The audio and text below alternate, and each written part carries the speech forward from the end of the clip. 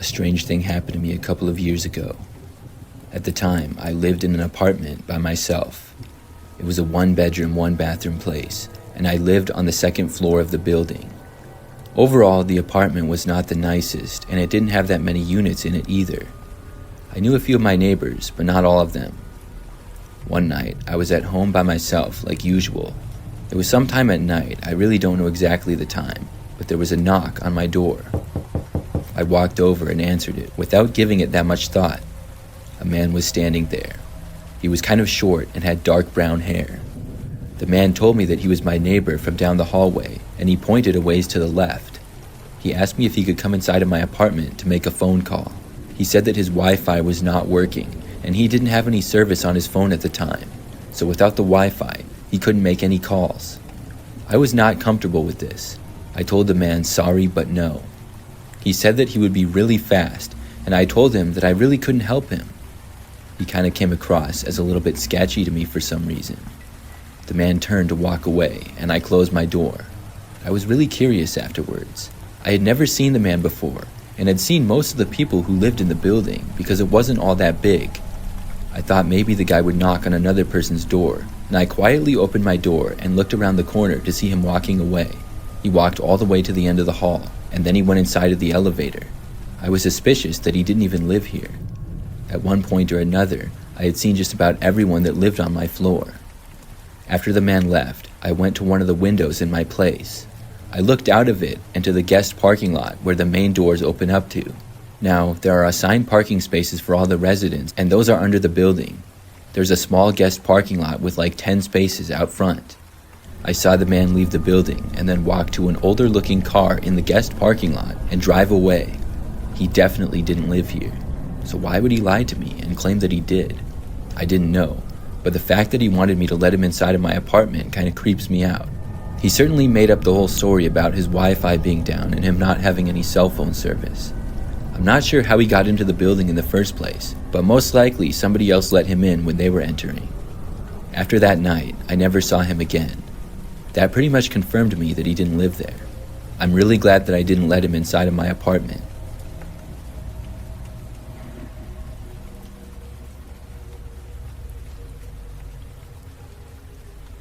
Something crazy happened when I was in high school.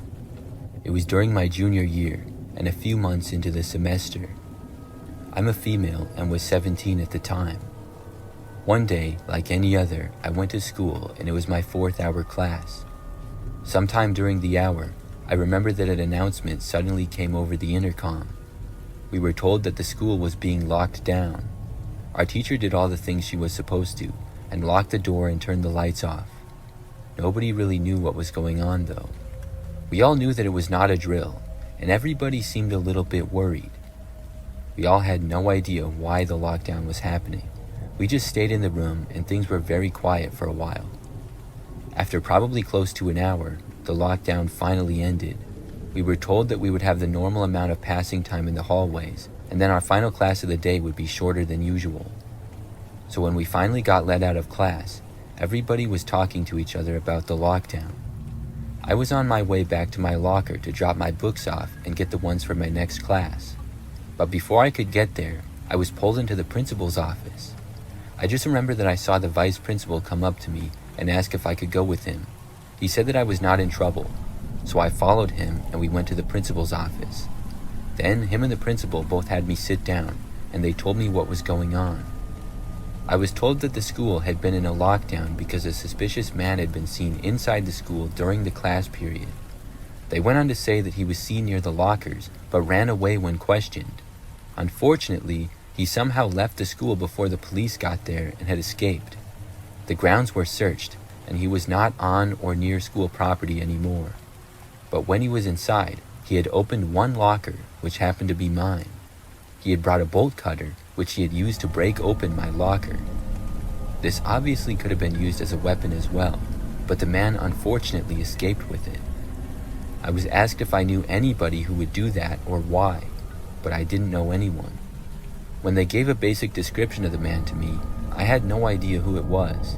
I was really just as confused as anyone. I told him that I didn't know. After that, I looked through my locker and nothing appeared stolen. I didn't really have much in there except for my books for school. So after that, the school day resumed. My parents got called, and when the school day was over, nobody seemed to know why the guy would do that. However, later on, something else occurred. It was that very same night. I remember that I was in my bedroom, which was at the back of our house. I was on my bed, just on my phone. But when I glanced out of the window randomly, I happened to notice something. It looked like somebody was walking through the backyard. I got up and moved over to the window. When I got a closer look, sure enough, there was a man there. I did not know who he was, but I noticed that he was walking towards me. I quickly ducked down so that he wouldn't see me. I then moved away from the window and hoped that the man would not approach it. But moments later, I saw him appear right on the other side and look in. I quickly ran out of my bedroom and found my parents. I wasn't sure if the man had directly seen me or not. Most of the lights in my room were off, other than one small lamp. I told my parents what was going on, and they looked out of a different window to the backyard. Then they called the police. My dad kept an eye on the guy out the window. The rest of us went to the front of the house. The police were really quick to respond. Within probably 5 minutes, they were there. And when they got there, the man was still prowling around the backyard. After they entered the back, the man tried running away. He made it out of our backyard, but not much farther. He ended up being caught. And we soon found out that it was the same man who had been at the school earlier. I didn't know who he was, but somehow it appeared as though he was stalking me. The whole thing was really crazy. I'm just glad that the guy was caught. I don't know what would have happened.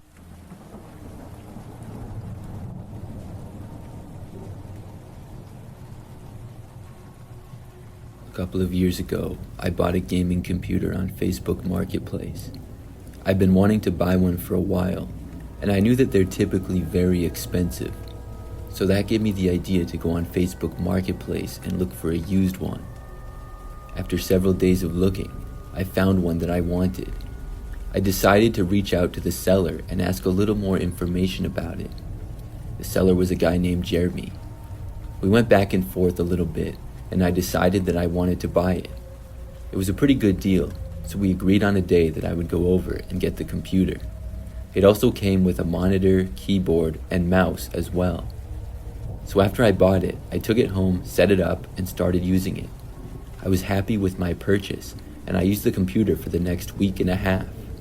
Then I got another message on Facebook from Jeremy. He said that he wanted his computer back. I was really confused when I saw this, because he had just sold it to me like a week before. He said that he changed his mind and wanted it back now. I didn't want to return it. I liked the computer, and I had already installed several games and other programs on it. I told Jeremy no, I wasn't going to return it. Then Jeremy said that he would give me a certain amount of money for it. The funny thing is that the amount he offered was less than I paid for the computer by a few $100s. I pointed that out, and he said that it was all he could afford to give. Now, when he originally said he wanted it back, I assumed that meant he would pay the full price. I said the answer was still no. I was really annoyed that this guy was trying to get the computer back, and even more annoyed that he wasn't offering the full price. If he didn't want to sell it, then he shouldn't have sold it. However, Jeremy was not happy that I refused to give the computer back. He then sent me a friend request on Facebook, and then started messaging me a bunch of times. I ignored him for a while, but after he kept sending me messages for like 3 days straight, I blocked him. I thought that was that. This situation was strange enough. But unfortunately, that was not the end of Jeremy. Probably about a week after I blocked Jeremy, he showed up to my house. I happened to be home alone and was in my bedroom, on the very gaming computer that I had bought from Jeremy. It was nighttime and about 8 p.m. and dark out. I heard a knocking coming from the front door. I got up and left my room and went over to the living room and then looked out of the window. Jeremy was there on the front step. I recognized him from when I bought the computer. How did he know where I lived? This was really strange. I watched him stand there and knock again on the front door. I was wondering what on earth he had planned. Did he think that by showing up at my house unannounced that would make me change my mind? I stayed in the living room and ignored his knocks. I was hoping that he would just go away, and most of the lights in my house were off, so maybe he would think that I wasn't home. But I watched Jeremy hang around the front step for several more minutes. I was kind of looking around, and I had to move back from the window so that he wouldn't see me. He came back and knocked again on the front door, this time louder. He also yelled, asking for me to come outside. I still ignored him. I walked back to my bedroom, hoping that Jeremy would eventually give up and leave. When I got back to my room, I put in some headphones and sat back down at my computer. For the next 5 minutes or so, everything was fine. But suddenly, I heard a knocking sound. I took out my headphones and looked to the direction of my window. Jeremy was standing there, looking into my bedroom. I got up and ran over to the window and closed the blinds. Jeremy started yelling at me, but I couldn't really hear what he said very well. I left my bedroom and went back towards the living room. By that time, Jeremy had made his way back towards my front door. Then he started banging on it again.